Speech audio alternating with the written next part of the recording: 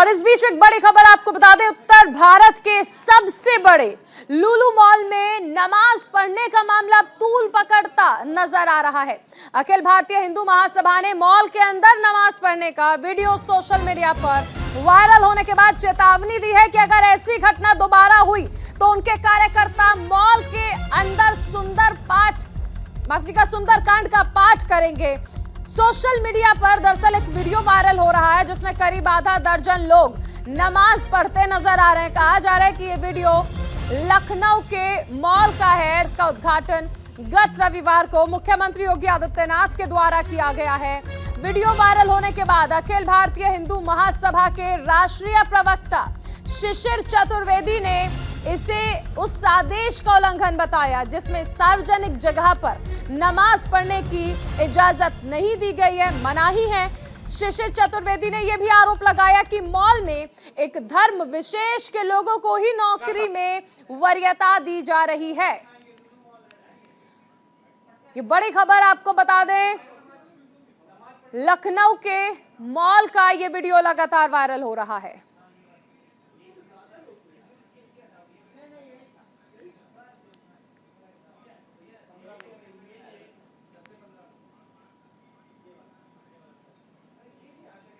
Social media के जरिए लगातार ये खबरें आ रही हैं कि ये एक लव जिहाद का अड्डा है। यहाँ 80% मुस्लिम लड़कों को नौकरी पर रखा जाता है और 20% हिंदू लड़कियों को रखा जाता है। तो टोटल ये जो है विवादित मॉल के रूप में प्रचारित होता जा रहा है।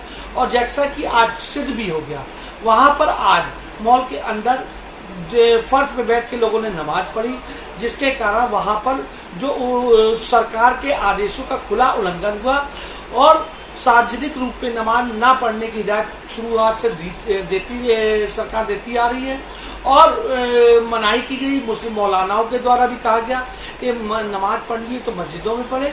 उसके बावजूद इस तरीके का जो कृत्य हुआ है, इसके लिए मैं आदरणीय योगी आदित्यनाथ जी से निवेदन करूंगा ऐसी जगह पे कड़ी कार्रवाई की जाए जिससे ऐसी घटनाओं की पुनरावृत्ति ना हो। बचपन में एक कहावत सुनी थी कि कुछ शरारती तत्व होते थे, मधुमक्खी के छत्ते में ईंटा मारकर अपने लिए मुसीबत मोल ले लेते थे। आज सियासत में कुछ ऐसा ही हो रहा है।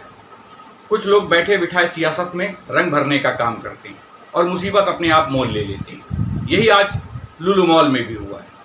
जो कृत्य आज हुआ है वो स्वीकार करने वाला नहीं है।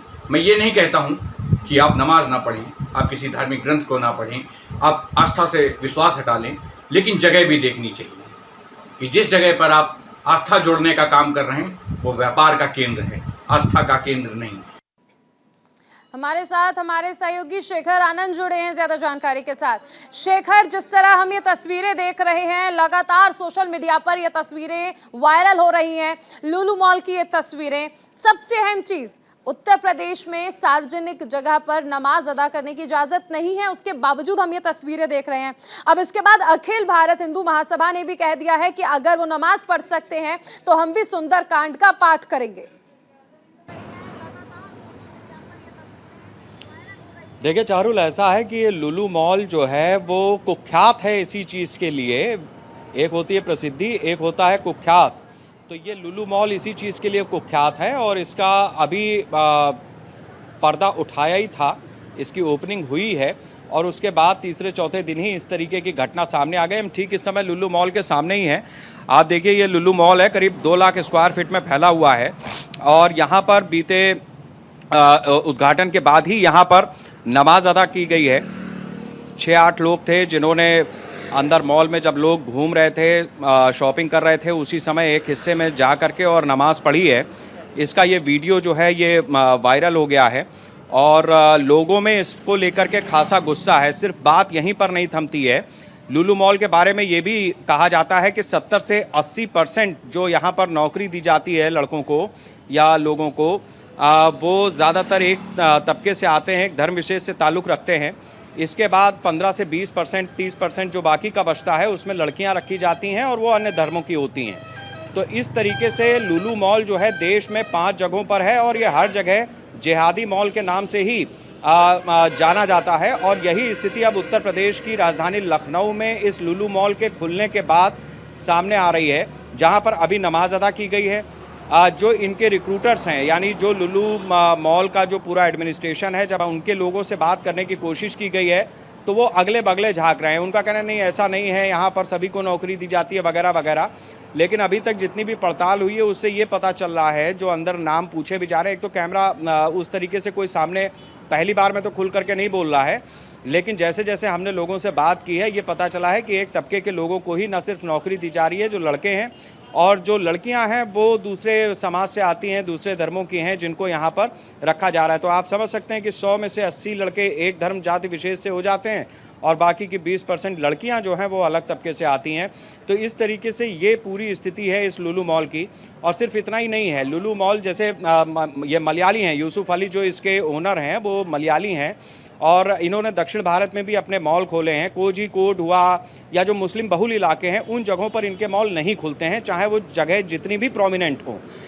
ये मॉल ऐसी जगह पर खोलते हैं जहां पर बहुतायत आबादी दूसरे धर्मों की होती है, या जो हिंदू बहुल इलाके हैं, आप इसको ऐसे भी कह सकते हैं, उन जगहों पर ये मॉल खुलते हैं। और स्थिति ये होती है कि जो आसपास के लोग होते हैं, जो दुकानदार होते हैं, छोटी छोटी दुकानें, रेहड़ी पटरी या जनरल स्टोर वगैरह चला रहे होते हैं, कपड़ों का व्यापार कर रहे होते हैं, उनकी सबकी दुकानें ठप हो जाती हैं। तो उसके बाद जो इस मॉल में स्थिति है वो कम से कम एक मॉल में 10 से 20 हज़ार लोगों को नौकरी देने का काम चलता है। तो ये 42 देशों में दुनिया भर के मॉल, लुलु मॉल जो है वो फैले हुए हैं, अलग अलग देशों में हैं। हर जगह स्थिति इसी तरीके की है, जो मॉडस ऑपरेंडी है वो इसी तरीके की है, भर्तियाँ इसी तरीके से होती हैं।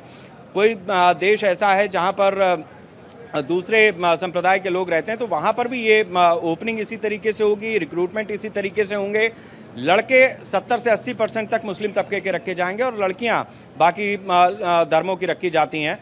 तो ये लुलु मॉल का जो ये समझना चाहेंगे आपसे कि ये जो हम तस्वीरें देख रहे हैं, ये लोग जो नमाज अदा कर रहे हैं मॉल में, क्या ये वहाँ के कर्मचारी हैं या फिर वो लोग हैं जो दरअसल शॉपिंग के लिए वहाँ पर गए थे, उसके बाद उन्हें लगा कि नमाज का वक्त हो गया है तो नमाज अदा कर ली जाए।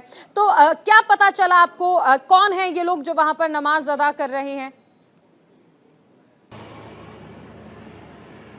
देखिए चारुल, ऐसा है कि जब इस तरीके की जिहादी लड़ाई होती है तो एक होता है टोही विमान।